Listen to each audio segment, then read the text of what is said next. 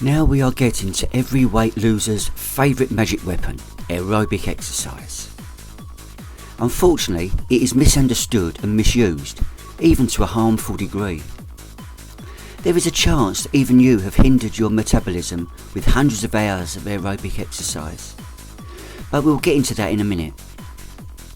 Aerobic exercise, when used correctly, is a great tool indeed. The benefits of aerobic exercise: it burns a moderate amount of calories compared to NEAT. It improves one's oxygen uptake, tissue ability to use oxygen and thus create more energy. It lowers the risk of cardiovascular disease, dementia, type 2 diabetes, mental illnesses and many more. It can be incorporated into a hobby and be quite enjoyable. It doesn't feel like you are working out. What about the disadvantages? As mentioned before, aerobic exercise doesn't burn nearly as many calories as people think. It can't make you magically thin, and you can't use it to compensate for poor nutrition or slowed metabolism. When done too much, aerobic exercise starts to lower your muscle mass. The same reason you have never seen a muscled marathon runner. Our body tries to preserve energy. That itself makes losing weight and keeping it off so much more tedious. We won't go into too much detail, but let's give you some quick tools to be more successful in your efforts.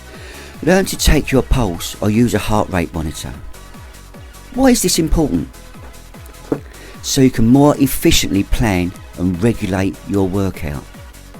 You see, different intensities have different effects on your metabolism. The best way to measure those is by heart rate. First off, we need to calculate your maximum heart rate, which is done with a simple formula: 220 less your age. The number is 100% of your heart rate maximum, as high as it can go, obviously an estimation. To break down different zones, we need to calculate different percentages of your maximum heart rate. Those percentages are 50, 60, 70 and 85%. You will multiply your heart rate max with 0.5, 0.6, 0.7 and 0.85.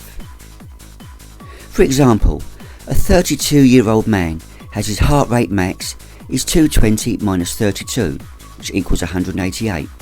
His heart rate zones by the above percentages are 50%, which is 94 beats per minute, 60%, 113 beats per minute, 70%, 132 beats per minute, and 85%, 160 beats per minute. Now that we can look at these heart rate percentages, we can look at target heart rate zones. Up to 50% NEAT, no extra benefit. 50 to 60% light aerobic, a good place to start for an out of shape person. It builds a good overall foundation for your aerobic capacity. If you are just starting out, you should stay in this zone for at least a month. 60 to 7%, the basic aerobic zone. This zone is your bread and butter of aerobic training. Most of your aerobic exercise will focus on this zone for at least a couple of months. 75 to 85% high intensity aerobic zone. This zone has its own chapter coming up. 85% and above, we're hitting anaerobic zone, which we'll go over in the HIIT chapter. But how much aerobic exercise should you do? It depends on many things. If you're a beginner or out of shape, you should start slowly, 1 to 3 hours per week. When you get into better shape, the first thing you should do is gradually raise the intensity and move to the next zone. You don't have to though, you can keep it lighter and add time, but then you won't get as much of a metabolic effect. When you are into the 60 to 70% heart rate max range, you can add time up to 1 hour per day. You shouldn't go over the 1 hour mark because it starts to hinder your metabolic advancement. It would be advisable to transition partly into the high intensity zone and keep the workout shorter, but that's up to you. You'll find out why in the next chapter. One often asked question is, what kind of aerobic exercise is the right one? The answer is always the same.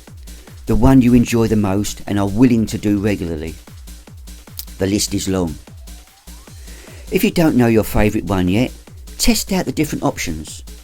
Speed walking, jogging, skiing, bicycling, swimming, aerobics, treadmills and other aerobic equipment, team sports, football, basketball, hiking, rowing, boxing and other martial arts, jump rope, water aerobics and many more.